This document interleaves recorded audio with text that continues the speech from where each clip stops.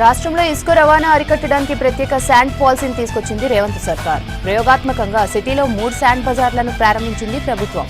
Ton సన్న ఇసుక ధర 1800 రూపాయలు ఉండగా దొడ్డు ఇసుక 1600 ఉంది.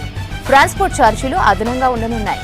ఈ నెల 31 వరకు ఇసుక రీచ్ల దగ్గర పోలీసులు, రెవెన్యూ, మైనింగ్ అధికారులతో నిఘా ఏర్పాటు చేయనున్నారు.